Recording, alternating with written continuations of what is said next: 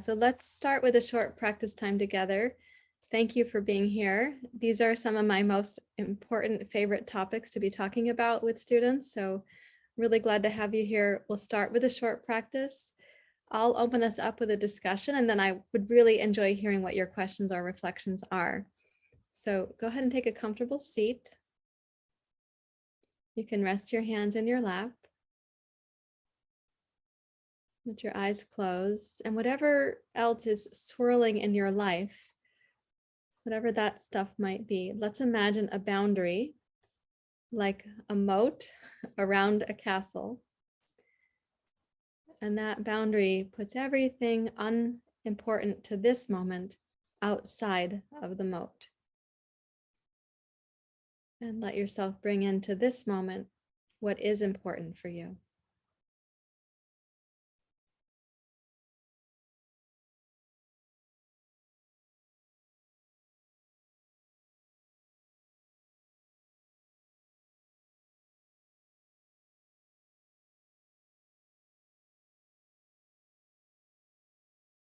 As you're arriving physically, what you might do on the inhale is imagine that you're arriving in the castle that is your sovereign self. And on the exhale, you're putting aside that which is not relevant to you right now, and even placing it outside the boundary of the present moment, outside of your moat on purpose. It's a conscious choice to set that aside.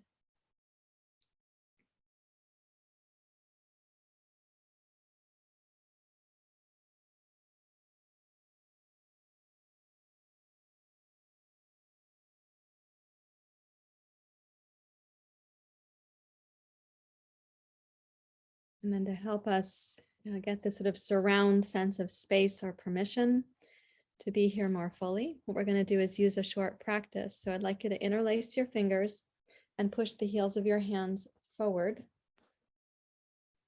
With your inhale, round your back and gaze down, almost like you're doing cat pose. And exhale completely, draw the lower belly in. Then inhale, reach up through your heart. Look up like you're doing cow pose. On your exhale, push the arms out wide, like you're clearing out this space that is yours, mentally and physically. Join the hands together at your heart. Inhale, press up and look up. You can put the palms together. And then exhale, rotate to your right, twist with your left hand across your right knee. As you gaze over your right shoulder, imagine the space that is yours to embody, and also your mental space.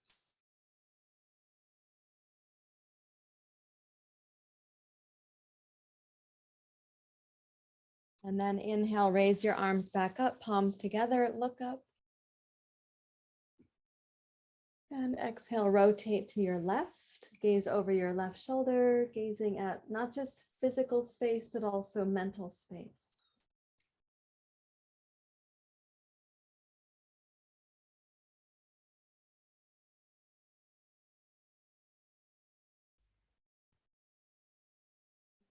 Now, one more time here, tone the belly. And then inhale, come to center, raise your arms up, look up. Exhale once more, push out the arms so you're clearing out this space that is yours to arrive here in the present. Then join your hands at your heart.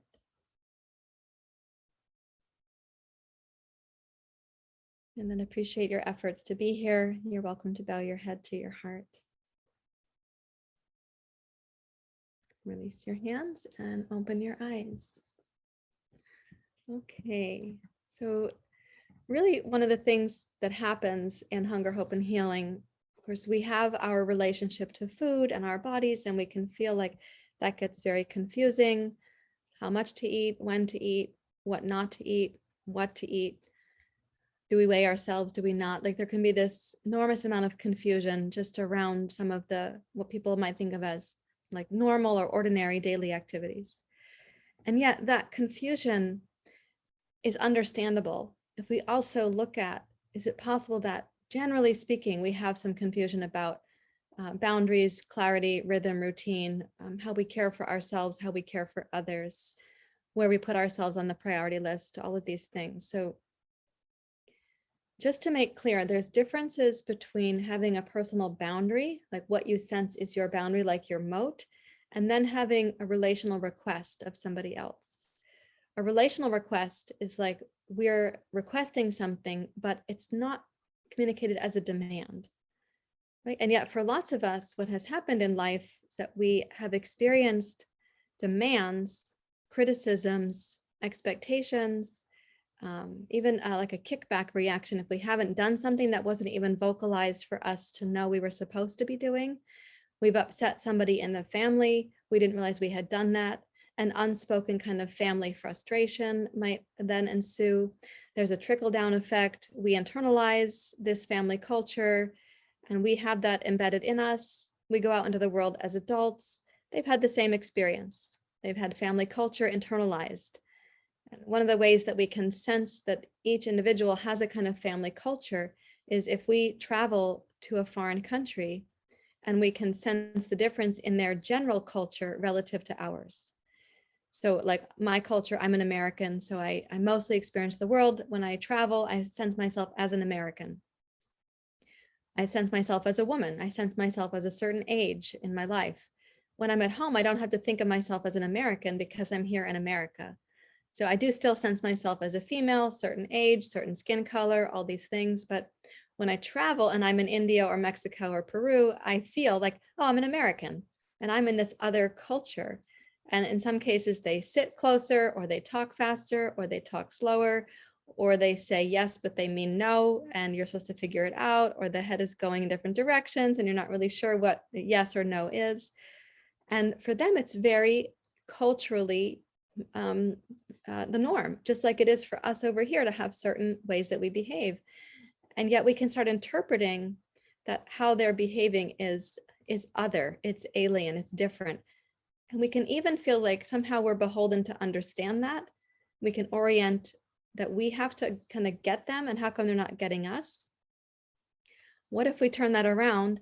They're living in that culture, we come to visit, and we are expecting that they're going to understand us and meet our needs.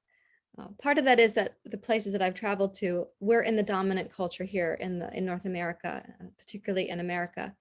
And then I've gone to India, Peru, or Mexico, and those are not dominant culture societies on the planet.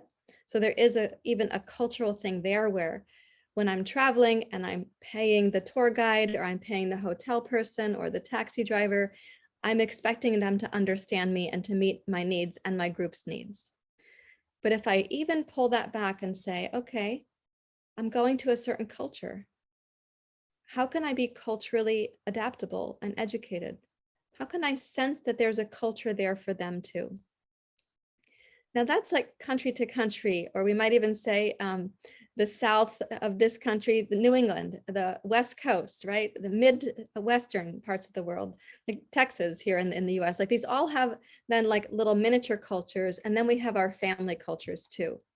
And so if we imagine that when we were younger, we had our own nonverbal, somatic, facial gesture expressions in our family systems that told you certain things that were demands and expectations that we were supposed to abide by. We might have also had vocalized demands and expectations. Did we actually have relational requests? Were our personal boundaries respected? Were we told that we could have personal boundaries? So what we had as an internal culture before we became an adult, when we start meeting other adults and maybe we start mating or dating and mating, or we start parenting, other people already have theirs established in them too. So each time we meet somebody, we're actually meeting up and we're each bringing our individual culture with us.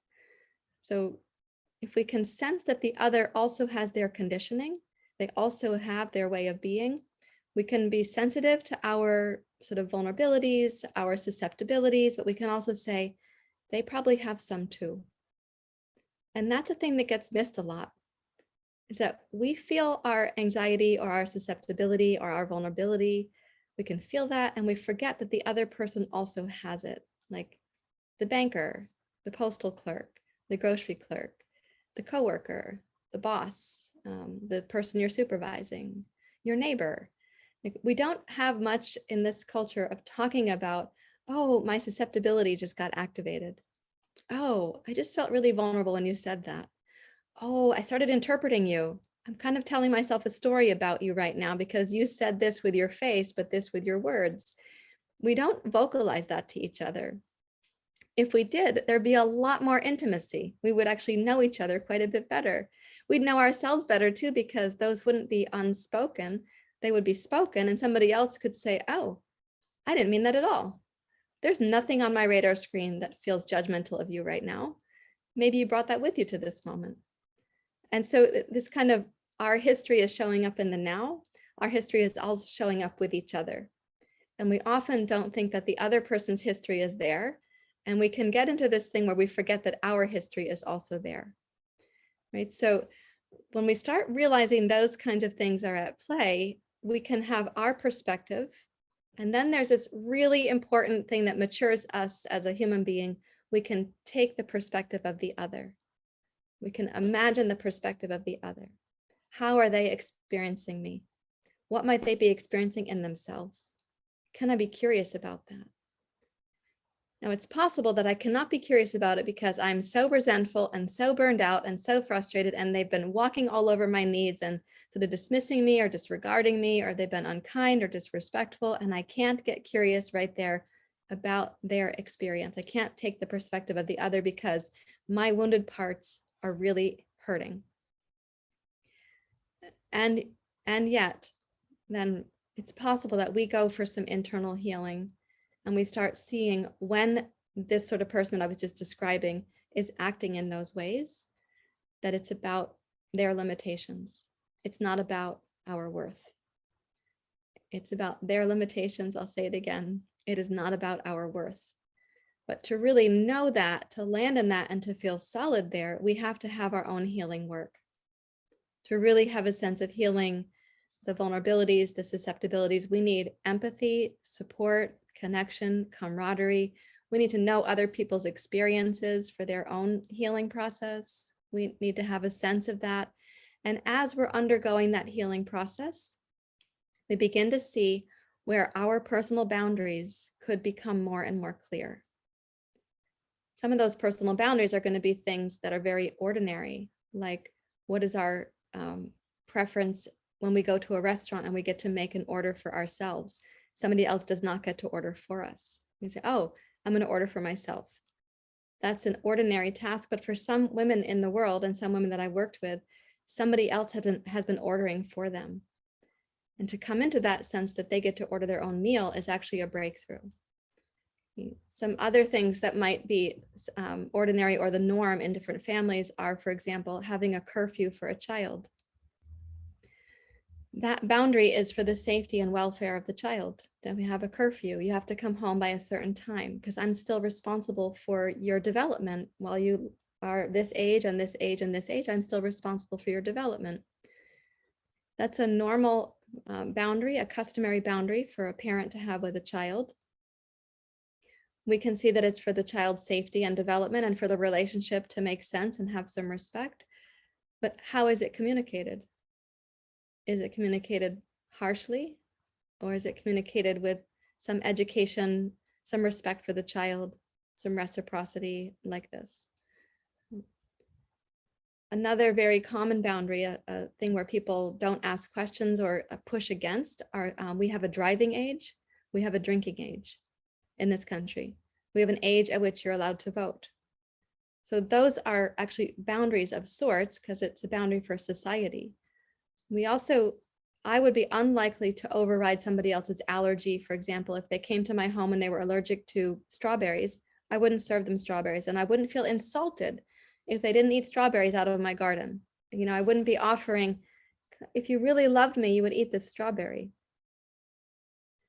I have an allergy to shellfish, and I don't think any of you here nor anybody in my life right now would be saying, if you really loved me, you would eat this shrimp scampi that I made. I spent hours making this, or whatever you put shrimp on. I've never cooked shellfish, so I don't actually know, but you would eat this crab meat sandwich because if you loved me, you would really do it. And so in those cases, we're looking at boundaries as a gesture of respect and mutuality and kind of a collaboration on what we can know about each other and how we can support each other.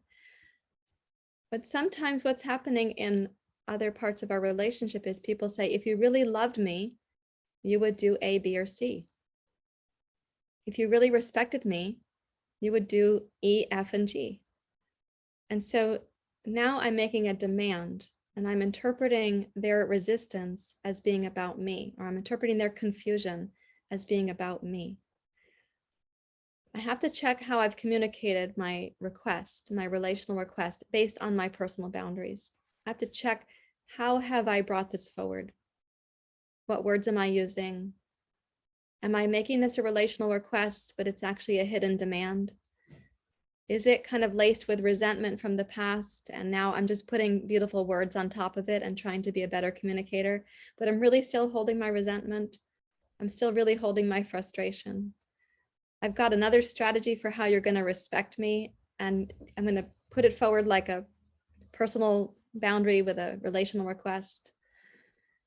But I'm actually still mired in my own pain. So how I'm making my request is coming across to you. You might feel it's like fueled with some fear, some anxiety, my past apprehensions or resentments, right? So if we say this to ourselves, like, I, in my own healing, want to understand first my personal boundaries with me. How am I doing with that? How do I set my self-care routine when I wake up, when I go to sleep? How do I set my boundary for how often I'm on my phone, when I'm scrolling, when I'm not scrolling? How am I doing with my own integrity between me and me? And when I ask myself to commit to something in this relationship, am I doing it with a loving voice, with a kind voice, with a condemning voice? If I want to, for example, say I'm really going to hydrate, how am I going to set myself to do that? I'm going to drink a lot less coffee. How am I going to set myself to do that? So if I can do that with myself and observe the way that I talk with myself, that's called the intrapersonal relationship. Now I want to practice sensing how the other person might experience the tension of transformation in our relationship between me and them. There's going to be some tension if there's going to be transformation. And so it's a tension of something has been status quo, the way that we might have been enmeshed or kind of like overlapping. We assumed certain things and we went by on those things. We even stopped talking about it. We just kept doing it. We eat in front of the TV together. It's getting late. We're watching another show. You're bringing me some more ice cream. You brought me another cookie. Okay. This is all happening. We're not really speaking about it. But now I have to speak about it because I've discovered that I want to do something for my vitality, and it's going to change the dynamic in our relationship. And how can we communicate this where there's such a stigma about people talking about mental health, less stigma about physical health, but there's a lot of phrases that are used when people go on a diet and somebody else is checking if they're on their diet. So if you were to say, I'm going to eat like this now because it's for my physical and mental well-being, the other person might be like, oh, you're on another diet, huh? But you're actually changing your thoughts out of diet culture into personal well-being and personal care. And yet then they're looking to see if you're doing what you said you were going to be doing. So for example, let's say your personal boundary is, I'd like to eat healthier in my life. And that looks like this. I'm not going to eat in front of the TV. I'm going to eat with quiet music. I'm going to chew my food. I'm going to make choices with my food that nourish my brain and my body. That's my personal boundary. My relational request is that you support me in whatever way you want to, but what I won't tolerate, and this is what a boundary is communicating, what I won't accept, what I'm requesting you not to do is don't question me, don't look over my shoulder. It won't be helpful if you tease me. It's not going to be helpful if you're cynical about it. But I would enjoy if you were to check in on me. How's it feeling to give yourself this commitment? So what I won't accept is the kind of stuff that ends up like piercing my garden hose, and now it's all leaky. So I can't really stay with my process. We call those leaks in the garden hose. At the end of the garden hose, our intention has come to nothing. So I won't really, I don't want you to be piercing my garden hose or poking a hole in my hot air balloon. I would enjoy support in the form of you checking in with me like this. So that's a matter of communicating clearly, not leaving it to assumption or like the nonverbal unspoken, right? And it's going to build transformation and intimacy. You will get to know yourself better. People will get to know you better as well. So if a boundary is for your well-being, and it's for your physical and mental well-being, I like to say nobody should take that away from you, especially as an adult. Your physical and mental well-being are yours to claim, to name and claim, and to work with. Your relational requests are how you request participation, support, or space, or privacy, or consideration. Right? Let me just say now, what happens if other people are feeling hurt? And then I'll find out what your questions are. So let's say we're doing this to the best of our ability. We've done some healing. We're trying to express ourselves in a heartful manner. And this goes beyond the kind of social boundaries of our society, driving age, drinking age, voting age, and beyond curfew in your house. This is now as people having relationships that are going to support us to be the best version of ourselves. And we want to support them to be the best version of themselves. Could be parents, could be grown kids, could be coworkers, friends, neighbors, and so on. So if I've communicated and now they're feeling hurt, I have to ask, well, how are they receiving my communication? Can I be curious now? Can I take the perspective of the other? Can I get curious about that? Because I've been doing some personal work, so I'm approaching them. They might be feeling surprised. Like maybe I've been holding this back for a long time. I haven't said this thing for a long time. So our norm has kind of gone down the pathway together. And now I'm speaking up and they're like, oh, well, we've been doing this a long time like that. And they start feeling like they've been doing something wrong. So now their past hurts are getting activated. And I want to respond with compassion and sensitivity. Initially, if we communicate a clear boundary or a relational request to somebody and they feel hurt or they get angry or upset, we take it personally and we can feel deflated and dismissed, confused, disrespected, all the things. So that's a sign that we have some more healing to do, and this relationship may not be the one that we do that in. We might do it where we have a support group or some camaraderie and we get empathy for how hard this is. And we know we want to grow from just having our own perspective. We want to grow into, I can take the perspective of the other too. So if they've gotten hurt and we're feeling buoyant, we're feeling flexible, we can imagine that something in them from their past has gotten activated. And we might ask, well, I'm just curious what you heard me say. How is that affecting you? What's happening for you? What is that bringing up for you? Can you let me know what was confusing or what happened in this case? I'm really curious about your experience, how you're interpreting what I'm saying. What did you hear me say?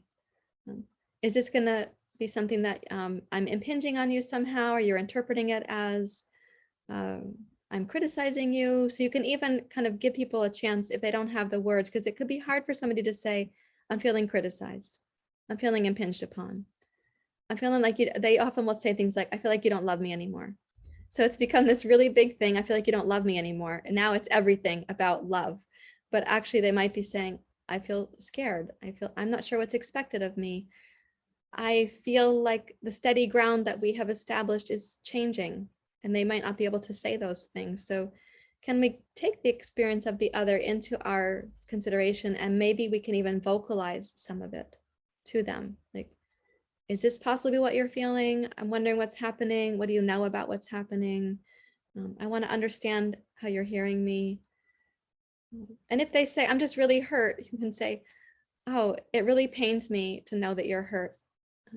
How can I help? I know my request is for me, it's a personal sense of respect and well-being. How can I help with the hurt that you're feeling? And if their only option is that you can unmake your request, or you can pull back your boundary, you can erase it, then you have the tension of transformation between the two of you. How do we want to respond when that is happening? This is also, again, why it's really good to have a support group or some empathy and consideration in your network, who you talk to for camaraderie about these things, because often we don't realize that our root tendrils have gotten activated and theirs are getting activated. And at some point, we might both be trying to have this clear communication, but then we might both collapse into our painful experiences. And then we don't have the stamina to make the communication clear all the way through. So let me find out what I'm stirring in you, what your questions are, how I can be helpful. And any even reflections are also welcome. And you're welcome to simply unmute and speak, whether you're on camera or off camera right now. The recording is recording me. That's what people are seeing. So please feel free to speak out.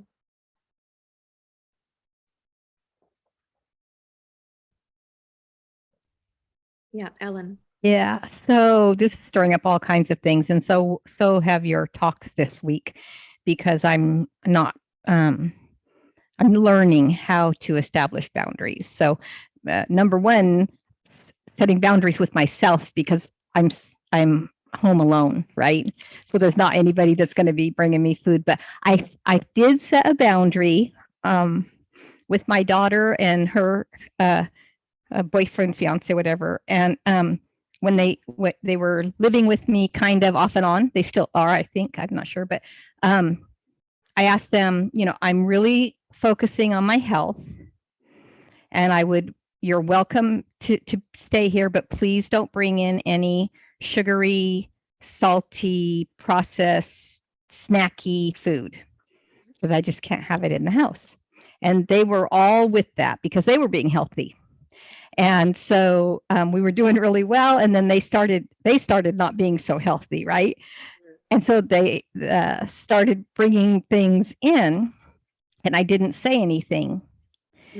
And as it turned out, I didn't say anything because then I started partaking in them with them. And so, where I had set a boundary, then I let it go, but it was, I could have, reestablished that boundary, but I did not. So I think it's interesting, just our own integrity, our own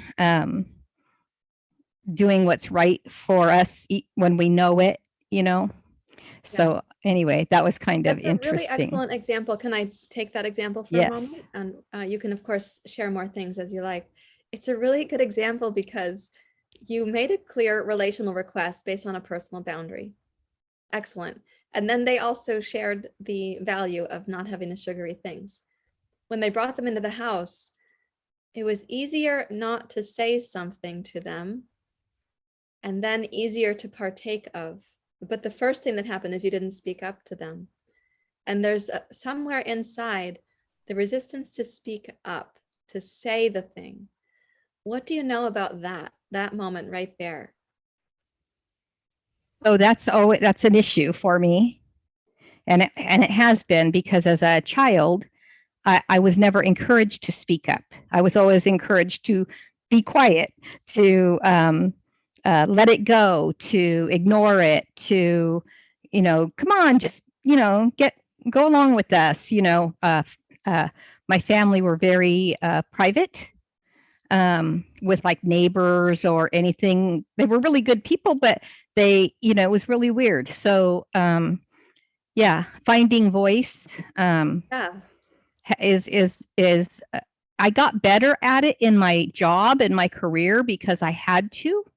And I was okay with if people didn't like it or they didn't like me because of it, or, it was, I learned how to do that because I always had the boundary, what's best for kids, but I have more trouble when it's what's the boundary for what's best for Ellen. That's right. Yes. I can feel that in my body as you're talking about it. I'm sure the others who are here can also feel it in their bodies, even though you can't see them all nodding because some are not on camera. Yes, I can feel this dilemma just right now as you're talking about it. And so do you want to comment on that, Claire? Are you also feeling that in yourself? Yeah, I can definitely relate. Absolutely. To what Ellen's sharing, having a career professional person, and I know I've shared this before, I feel like it's two different people. The person that's at work is much more self-assured. She's, learned who she is and where her place is and what her role is. And I find, especially when I was married before I was divorced, what I tolerated, the way I was treated, I would never have accepted at work. But I accepted at home. I had a different role. Yeah. So it's like having two people, right? And as we say, sometimes it's like a split self. There's the operational daily life self, your professional self out there. And then at home, and that brings up our past because we're in our home. We had an earlier home and we learned certain cultural ways of being in that home. And as Ellen is saying, you learn not to speak up. You were not encouraged to speak up. You were kind of encouraged to get along, to go along. Just let it go, ignore it, just, don't bring it up. Let's get along to go along kind of thing. Okay, Yeah, so I one time a coworker overheard me and she said to me, "Who are you talking to?" And I said, "My husband." She's like, "You have a whole different voice tone." She's like, she called out, that almost the subservient person I became in that relationship, how different my position was, which was interesting. But right, yeah. So let's ask this for a moment, because this is one of those. If you get this part in your clear boundaries and relational requests, the next several steps don't have to be filled with symptoms. So for example, Ellen could decide, okay, they brought it in and I'm not talking about it. That's on me. And therefore it's on me that I ate some of it too. And so it becomes about how Ellen is letting down Ellen, but Ellen's going to work that out in herself. So it also becomes this kind of, I just have to take care of myself better. It's more about self, and I got to let the other be who they are. That can feel like a boundary, but it lacks intimacy and communication and depth. And we don't get to be our genuine self with those people. There's going to be some contraction in us when we're in their presence, because we've contracted into my experience. I've got to be better with my boundaries. So that can also lead to a rebellion somewhere else with your food. Can lead to something, even an emotional rebellion. So let's go to this first step in the experience and ask, what does it feel like in your body if you were to imagine, and let me imagine myself in your circumstance, and you can do the same, those of you who are here listening. If we imagine ourselves as Ellen having to say to your daughter and potential son-in-law, "Oh, I see you brought something into the house that we had agreed wasn't going to be here." What happens in your stomachs as I say that? Is anybody holding their breath? You're swallowing like, I was going to say it gets tight. Yeah, something gets tight, and right, we're like, ooh. We swallow not just saliva, but we want to swallow the words and not speak them. The stomach got tight, you said. Yeah. We might even feel like, oh, I'm about to expose something. I'm saying, oh, I see that you brought food into the house that we had agreed wasn't going to be here. I'm observing something. I'm making an observation, but I might feel like I'm exposing something. I could feel like I'm about to punish someone if that was my experience as a child. I could wonder if they're interpreting me as criticizing them if that was my experience in my household. I could wonder if they're going to blow up at me, or if they're going to become cynical or dismissive. Like all this stuff that comes up, that we have been holding in our bodies, just to say, I see you brought some donuts home. Isn't it awesome to have a peek into that? I mean, I'm probably more excited than you are, because I see that this is the awesome potential to go, oh, all of that is in there. Well, and I think too, I think if I had said something, it would have been well received. So I think, so I wonder, then again, why I didn't, I guess. But then again, that's putting it back on me. In this case, it would have been well received. That's an appropriate question, though, to ask of yourself. Why didn't I speak up? That's not really putting it all back on you. That's asking your personal responsibility. Why didn't I speak up? Even though you might have been well received. But Sarahjoy, the way you ask the question, the way you potentially could ask the question, so like the way you just phrased it before of I'm observing, it could almost come across as passive aggressive. It felt that way a little bit to me, of like, you really want a different outcome, but you're kind of skirting really, because you really want to say, I asked you not to bring it in, but by making the observation, it almost feels a little bit passive aggressive to me. Okay, so I didn't give you the full communication there, right? So I just was talking about the very first thing is we have this observation. Can we say that? I noticed you brought donuts into the house, or I observed that you brought some stuff in that we had kind of agreed upon wasn't going to be here. And I can try to relax my body as much as possible and speak in the present moment about the present moment, knowing that my past is also activated and parts of my past are like peeping through the hole in the fence, looking at me doing this, like, oh my God, you're speaking up to these people. Where what I'm saying is that the past is going to get activated, but I'm trying to really relax in the present and use a voice tone that isn't judging or scolding or anything like that. My first thing is, I noticed you brought some donuts into the house, and we had an agreement that we weren't going to have those kinds of foods here, partly for my well-being, also for yours. I'm just curious how you made your decision. What was happening for you? So then I ask a question of the other person to gain a sense of like, oh, I'm wondering what was happening for you. The question, why did you do that, would be that would be potentially inflammatory. Why did you do that? That's so disrespectful. Now I'm assuming that I know that they had a motivation that's disrespectful, but I don't know that. I'm losing the chance to find out something about the other because I'm speaking in a way that they're probably going to feel defensive about. I could gain the chance to hear something if I were like, oh, I'm just feeling so curious right now. Can I ask you a question? Yeah. Well, I saw you brought donuts in, and I thought we had agreed not to have donuts, or whatever it was. So I'm actually practicing acting in that moment. If I'm really, really anxious and upset about it, I've got to use my actress voice. It's like, hey, I'm really curious about something. Can I talk with you about it?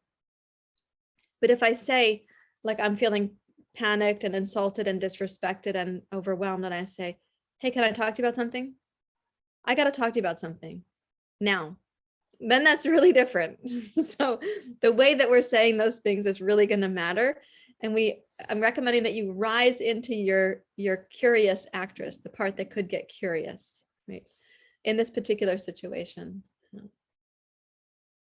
And if we try to stay curious about the experience of the other, we're not saying that we won't bring up our own disappointments. At the end of a inquiry to the other, we might say, well, it really saddened me actually, because I interpreted it as a disrespect for my request. Then I felt anxious that I was going to end up eating the donuts. And I know I would just feel so let down by myself if I did that. I'm trying to eat like insulin balancing foods or mental well-being supporting foods. So you can come around to it after to say that that you felt saddened, which is probably more true than feeling angry. But anger is the third chakra emotion. So sadness is down at the second chakra. It's a little deeper in the body. Fear is at the first chakra. How's this feeling for you now as I talk about it in your bodies? Like what happens there? Do you feel still kind of clenched, or does it soften a bit?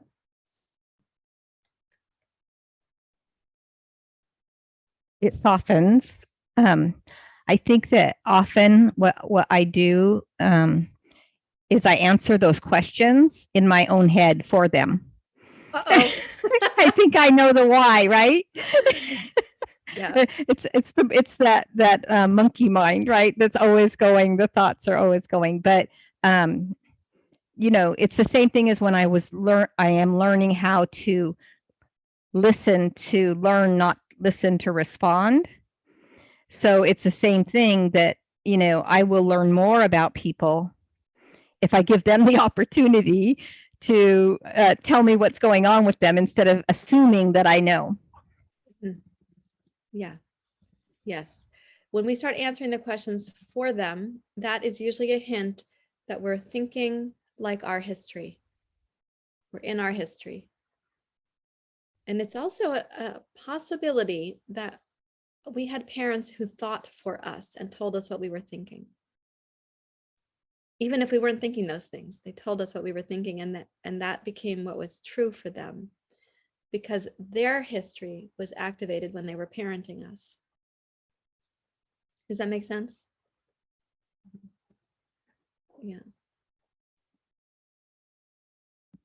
So what other reflections have come in what I was saying? We have about 5 more minutes together. Anything else? That was such a good example because it's very daily life example. It's a very common example. And we could see that we want to get it at the beginning of the boundary crossing. Your personal request got confused by somebody else. We want to get that in the beginning. I felt good for even saying that. So that was a good step in the right direction. Yes. Because I was passionate about that and about what I was doing for myself. So at the time. Yeah. And something you could have done is then made a story in your head like, it took so much for me to say this about my boundary, about the requests in our household. It took a lot for me to allow them to live with me. So that is a boundary where they're coming into your space, but you made a request for how this can work well. It took so much for me to do that. How can you not acknowledge that? And you could start it going into these things like, how could you disregard that? And that's where we're thinking what they're thinking. And we're also feeling a little bit more of our adolescent or younger self. Like, it took me so much to do that. And it should have just been agreed to. Why do I have to make another effort to do it? And it's because we're human beings and we have communication responsibilities. Anything for you, Claire, that you want to reflect on?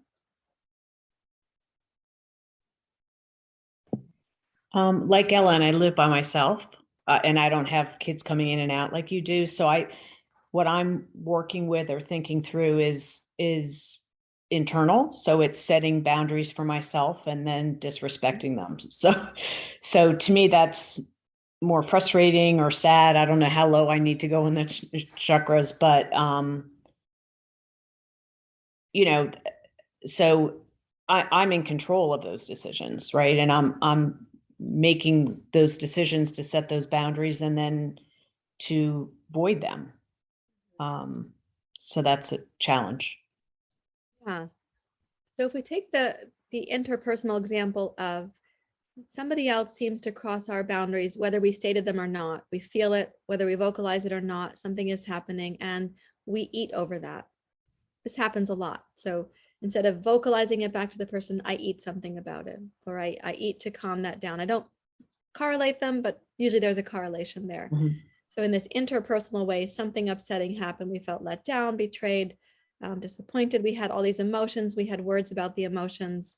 We might have had stories about the other person. And instead of approaching it and talking about it, we ate about it. And what you're describing, Claire, is intrapersonal between you and you. You are both of those people.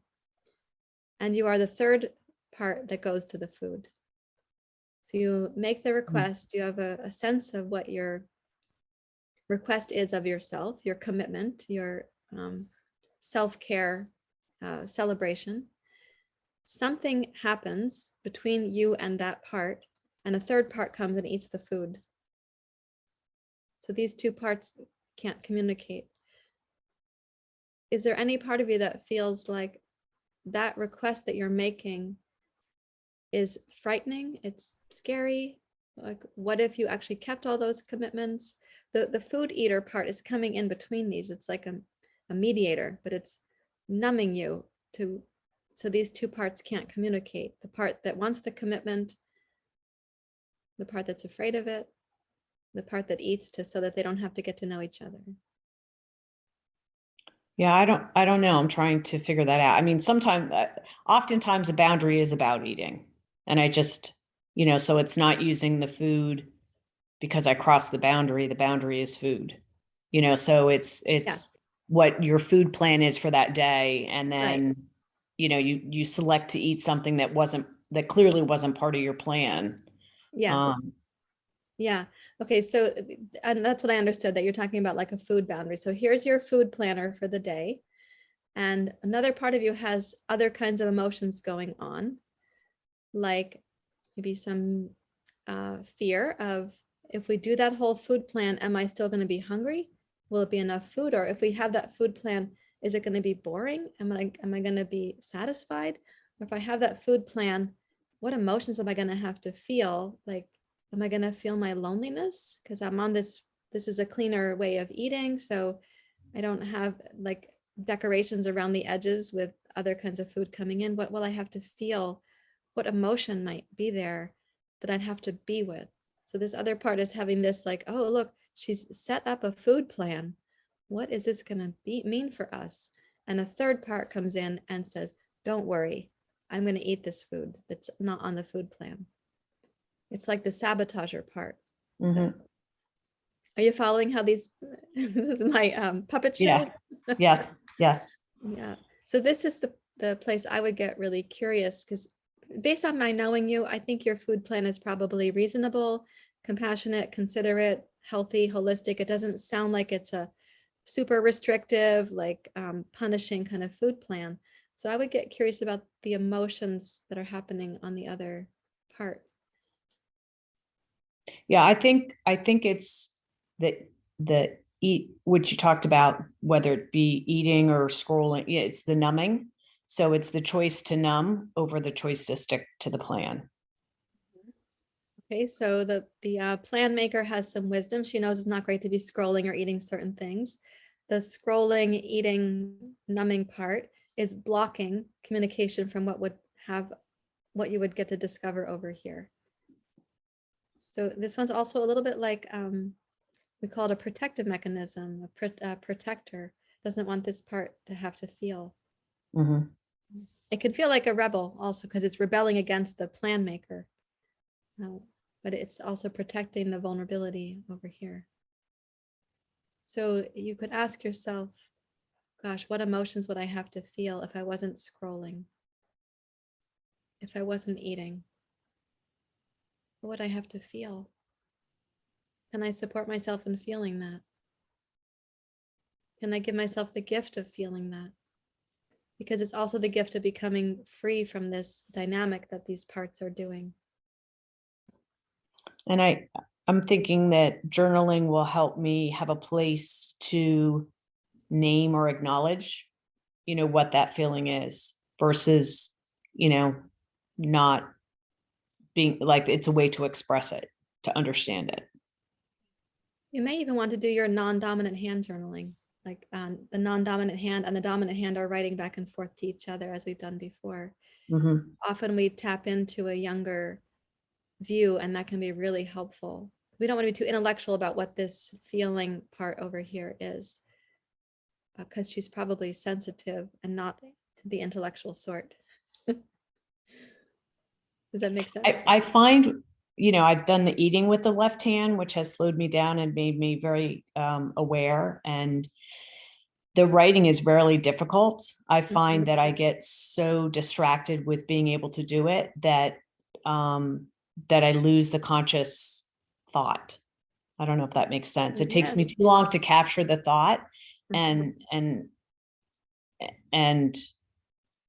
which, maybe that's the intention, but my mind is thinking and I'm trying to capture it and I can't. And so it feels like a distraction in an unhelpful way. Yeah. So can I ask you a question about that? Uh-huh. Just a total hypothesis, a light question for reflection for you. When you were learning new things as a child, was there an air of impatience around that?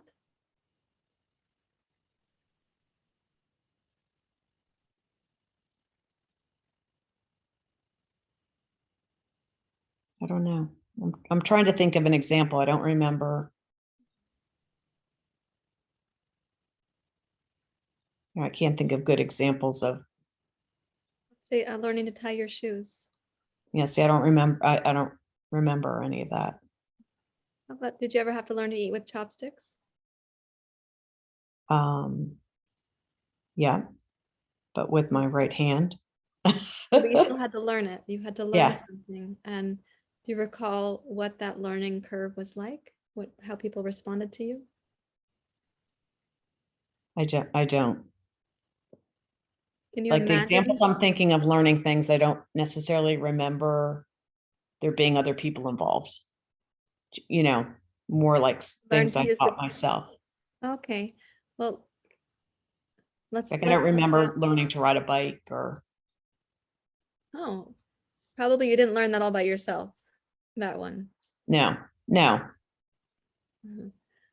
I just had this flash of curiosity. If you could imagine what your older brother, the one directly next up from you, what he might have said to you when you were learning to use chopsticks or learning to ride a bike or learning anything new. I'm sure whatever it was wouldn't have been nice for sure. That's my guess too, because how you yeah. described. Yeah. Yeah.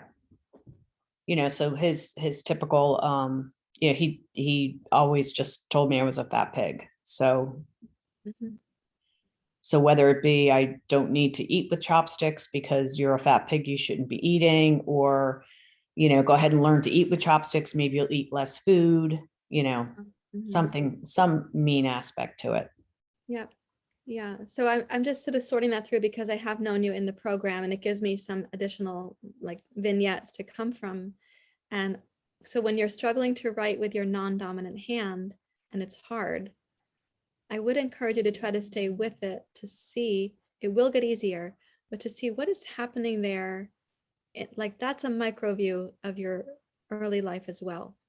How we treat ourselves when we're learning something new, how we expect to be responded to when we're learning something new, that you're getting a peek into your history there. I would give it a chance to kind of air that one out and feel what is happening. So tell me again, when I use the two hands, which side do I do, the dominant and the non-dominant? Your dominant hand is your conscious mind, your regular daily Okay. life self is writing something like the dominant hand, let's say that's your right hand, and let's pretend this is my right hand right now, is writing like, well, how do you feel about this food plan? And the Okay. other part is like getting a chance to respond.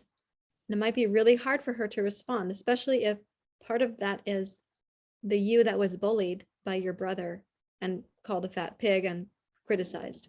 Right? So maybe she's over here and you're asking her a question. It would be helpful to consider, how do we slow that down so she gets a chance to figure out how to do it. And you're thinking, okay, yep, good job. Not easy to do that. Okay, you're drawing an R. That's a hard one. Okay, nice job. And try to see if you could make that a part of what this healing is about. Okay. Because how we communicate with this younger part or this frightened aspect or this unknown part of ourselves, how we communicate really matters as to what kind of communication we're going to get. Okay. Yeah. I had not thought so much about the writing part of the process, about the value of that versus getting down what that voice was trying to say. So that's interesting. You'll get that in time. It will come through probably more genuinely or honestly if you give it the time for the penmanship, as it were. It doesn't have to be extraordinary, but it's going to become legible. Yep. Okay. All right. Good. Yeah. Thank you for asking. Mhm. Yeah. And thank you all for being here. I've kept you a little bit late, which is, fine with me. Let's see what's in the chat. Oh, thank you so much for the message. Yeah, and it's late there. I know it's much later there for you than it is for us here. So thank you, and hi to the Netherlands also. Yeah. Thanks for writing in the chat.